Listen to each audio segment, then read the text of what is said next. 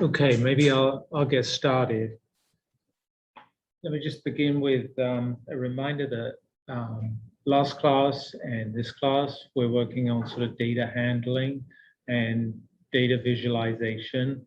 In the last class, we looked at data handling, reading data into arrays, slicing data in arrays, and we looked at data on sunspots that was related to solar planetary dynamos and modeling the physics of solar planetary dynamos.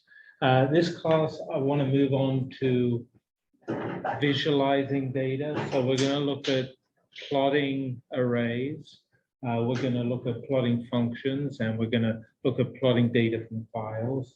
And we're going to apply some of the visualization tools that we meet by plotting data on a problem that's going to come up, or a topic that's going to come up a number of times in the class, and it's the topic of chaos.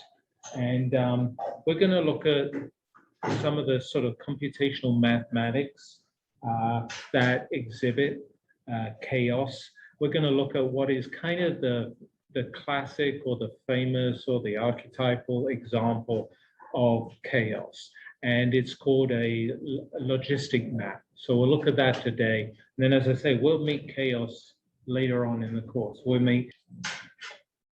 So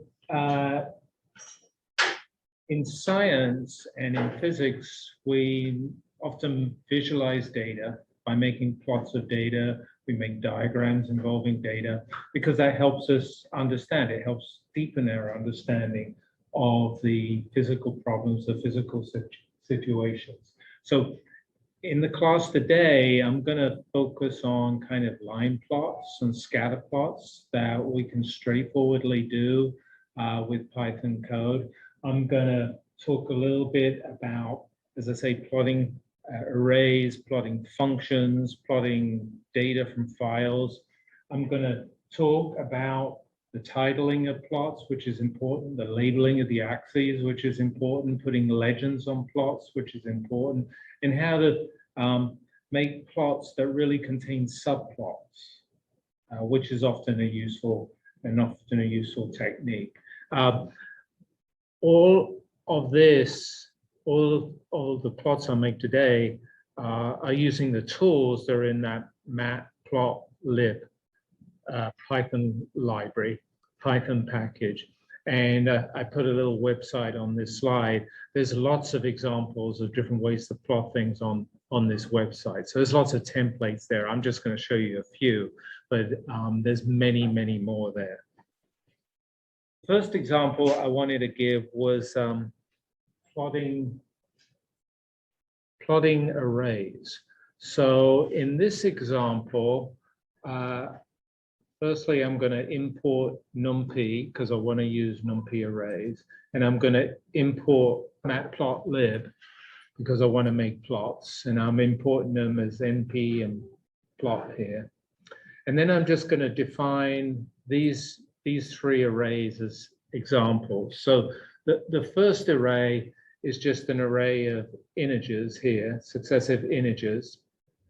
And that's really going to be an index. For the other arrays, the second array, I called it F, is just the first 12 Fibonacci numbers that we met last week. And the third array, I called it L, that's actually the first 12 Lucas numbers. That's another set of numbers we didn't meet last week. But actually, the Lucas numbers and the Fibonacci numbers have the same recursion relation. They just have two different starting numbers. So for Fibonacci numbers, it's 0 and 1. And then that recursion relation gives the sequence of Fibonacci numbers. For Lucas numbers, it's 2 and 1. And then that gives a different sequence of numbers, the Lucas numbers. Anyway, just want to make some plots of these numbers. So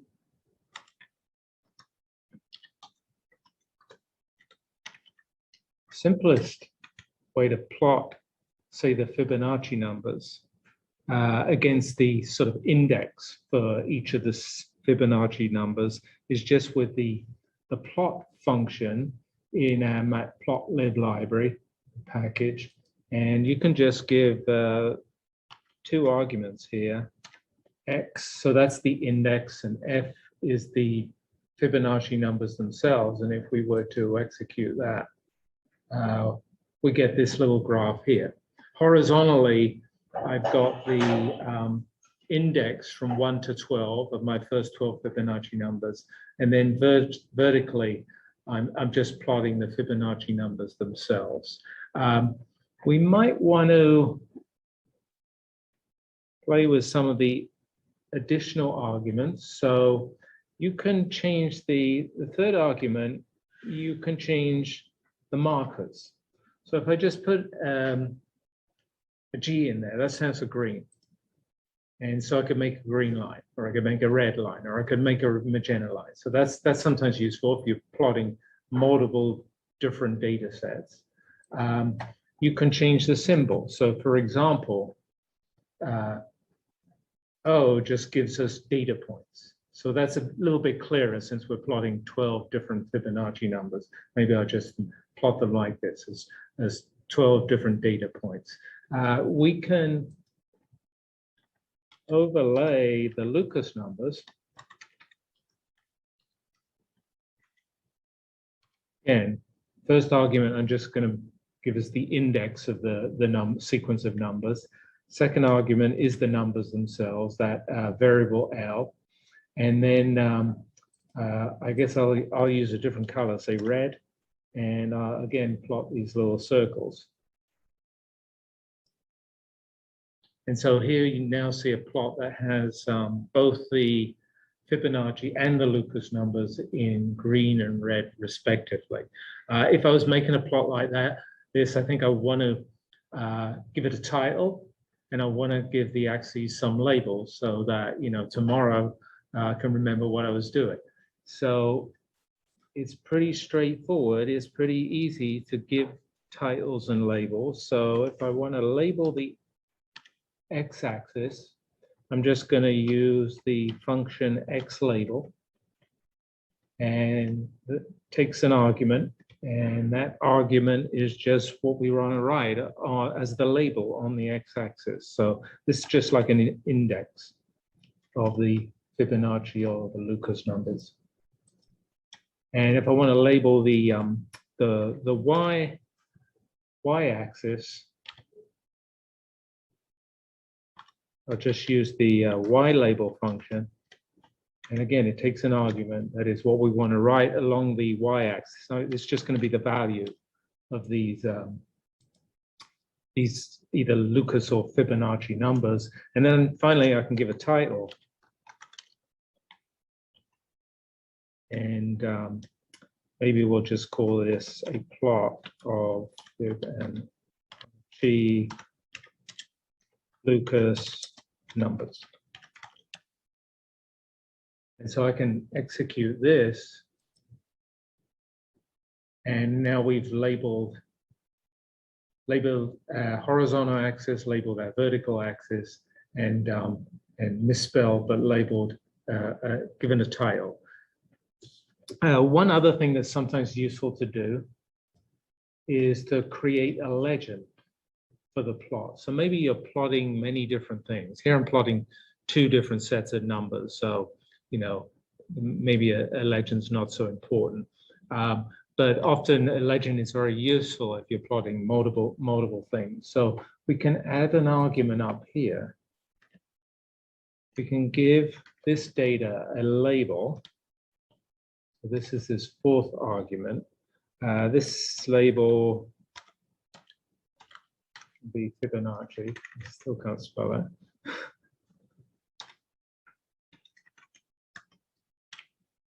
And we can give the Lucas data a label.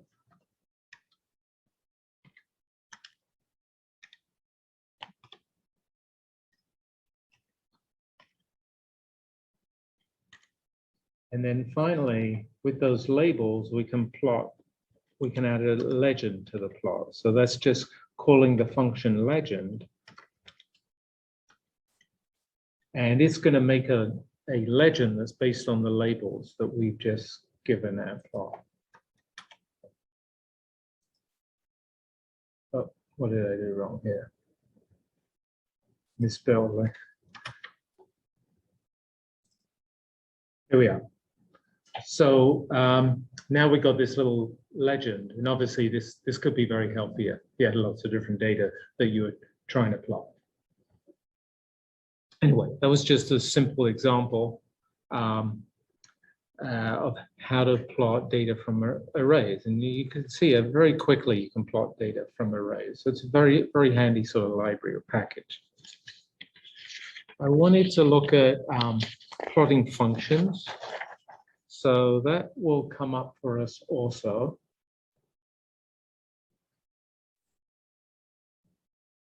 And so again, I'm going to, in this little code fragment for plotting functions, I'm going to import my NumPy library because I want some functions. And I'm going to import my matplotlib library because I wanted to make some plots. So I've imported those. And then on this in the second cell, I'm defining basically some arrays that contain the functions that I want to plot. So firstly, so I'm thinking about an oscillator, say a pendulum. I'm thinking about a damped oscillator, a damped pendulum. And I'm thinking about its oscillations as a function of time, its position as a function of time, and its velocity as a function of time. And so the first array that I've defined is an array representing time intervals. And then I've defined an array for the position of say, the bob on the pendulum as a function of time, and the velocity of the bob on the pendulum as a function of time. So to make an array of times, here's a NumPy function that's pretty handy. It makes a set of linearly spaced values, which in this case are linearly spaced time intervals.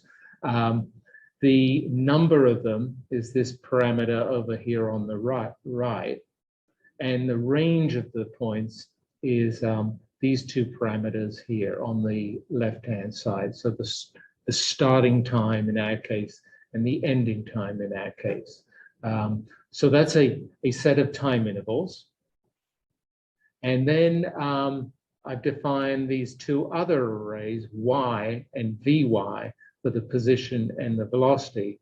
And so here's vy, you see a sinusoidal oscillation, and you see it being damped, decaying away. And then here's vy, the velocity, also sinusoidal oscillation as a function of time, and also being damped as a function of time. And so these two arrays represent these two functions that are the position and the velocity of the damped pendulum as a function of time. And so let's see if we can plot these.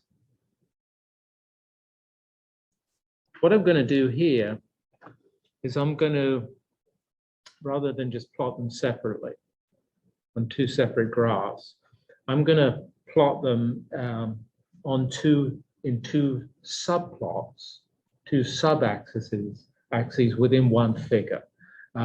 Because that's often handy. Here it's handy because it's nice to be able to compare the position versus time graph with the velocity versus time graph. So we commonly want to do this.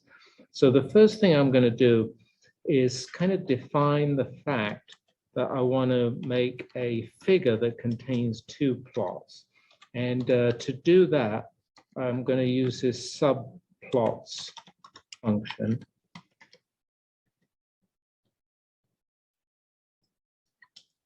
So it's a function in matplotlib library, and it takes an argument.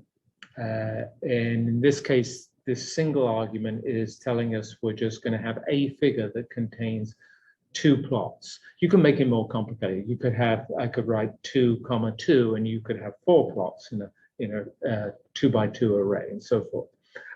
It's returning two objects over here on the left-hand side. So when we call this function in this library, it's returning two objects. The figure object refers to the entire figure, and it has some functions that allow you to work with the figure. And then the axes objects, that's actually an array of objects, in this case, an array of two elements that allows you to manipulate the axes or work with the axes. And so we're calling this subplots function, and we're getting back a figure object and an axes object. Okay, so using the axes object, so there's, as I say, it's an array. The first element of the array is element 0. And the second element of the array will be element 1. I can plot y, the position of the pendulum versus time. And I can plot v, the velocity of the pendulum versus time. So with these two calls to the function plot in the two axes objects will enable me to plot y versus time, just as we did with the arrays, and velocity versus time, just in the same way we did with the arrays and the plot function there. And so here is my figure, which contains these two plots.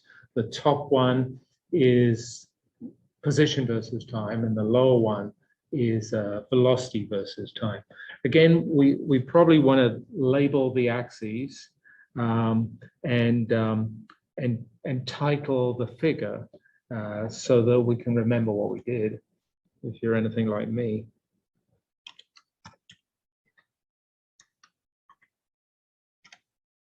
So another function within axes is, in this case, you've got to set y label rather than just y label.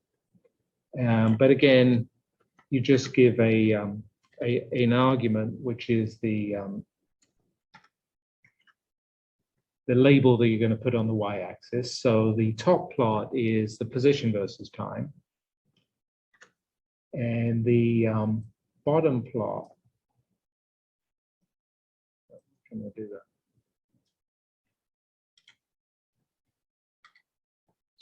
The bottom plot is velocity versus time.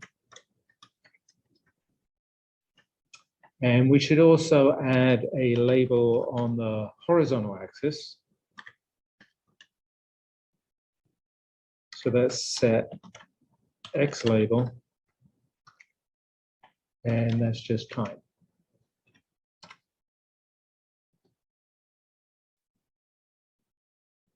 So now we've labeled with T, the horizontal axis, time.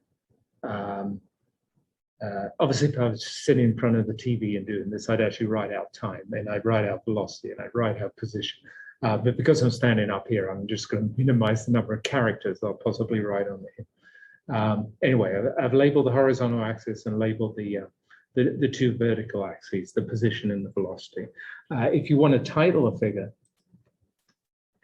then you call a function within the figure itself. So it's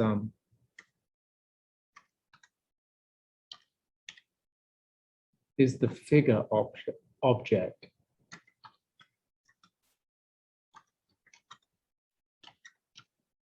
And we're just plotting position, velocity versus time. And so we've added a little caption to our little figure that contains two plots with their separate axes objects. Any questions on that? Okay. I got one more example.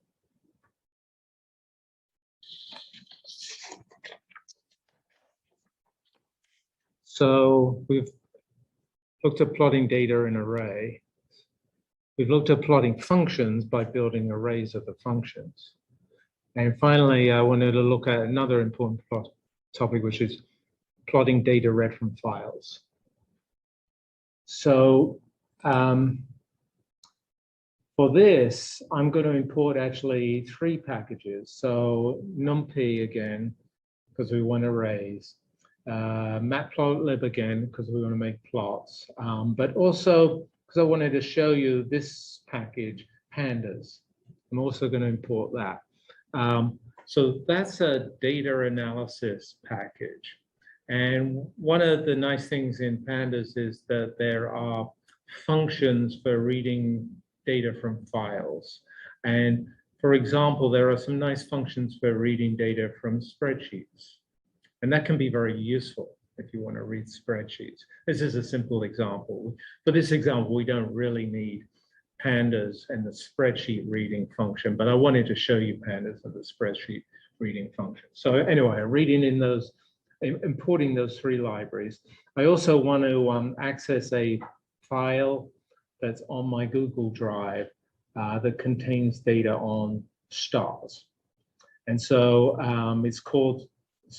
it's a comma separated file, it's a spreadsheet file, comma separated. And so I'm going to use Panda to read that, Panda's function to read that. And so I've got to mount the drive. And then I'm going to read in this file. And let me explain this just a little bit in case you haven't seen it. So you see here, to read the file, I'm calling a function, read CSV.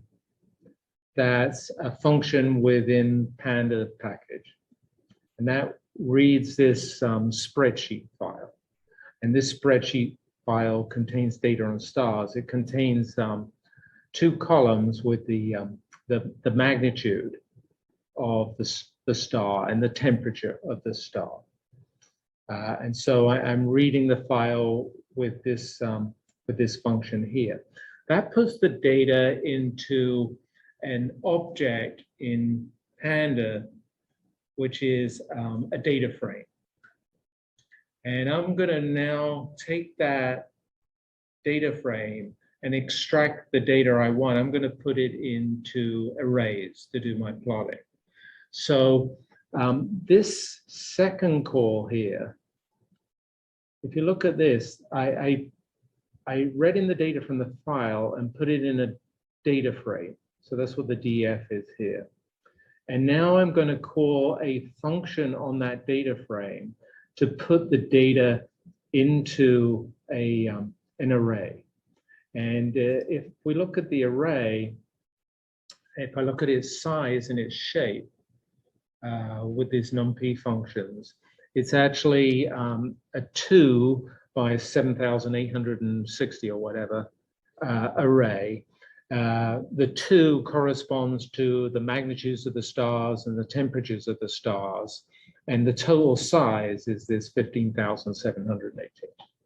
Anyway, so we've got the data in this array.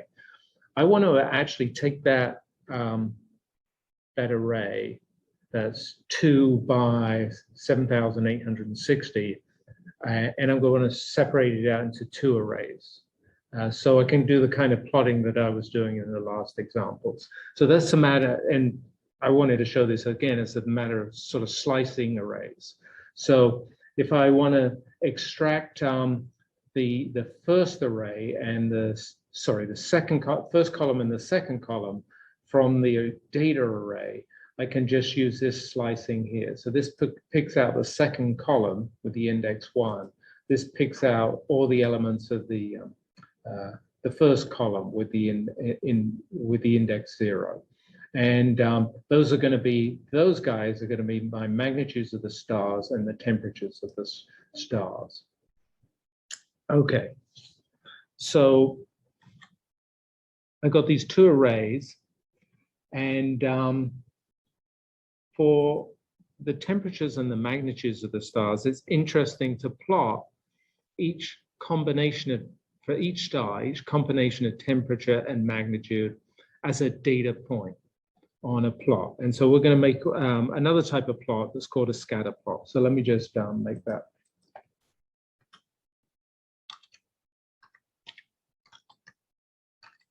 So it's just a matter of calling the function scatter in matplotlib. We're going to give it the two arrays that we want to plot. There's temperature and magnitude for the star. There's a bunch of other arguments. Let me just show you some examples. So you can specify the color of the marker that you're going to use. Let's red. And we can specify the marker style that we're going to use. Let's just use a little data point here. And so here is that plot of the magnitude on the horizontal axis versus the temperature on the vertical axis. Let me just show you a couple more things related to this. So this is a famous plot that astronomers make for stars. At this point, I'm going to sign off because I don't know much about stars. But this is a very famous plot in terms of of how stars have evolved through their life cycles. They move across this plot in different ways. The plot, I'm going to show you one more thing that you can do. You can set the limits on the horizontal axis and the vertical axis. So that's often a useful thing to be able to do. So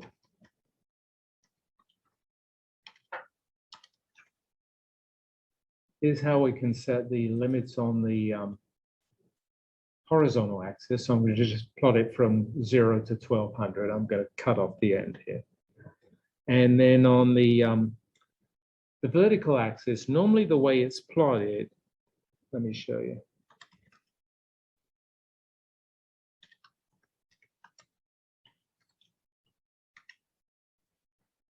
Is from,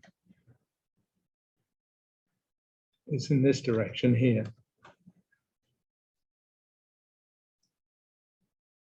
So this is the way you would normally see this plot of the effective temperature versus the magnitude.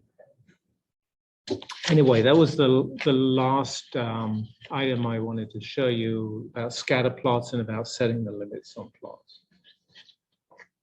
Any questions on that?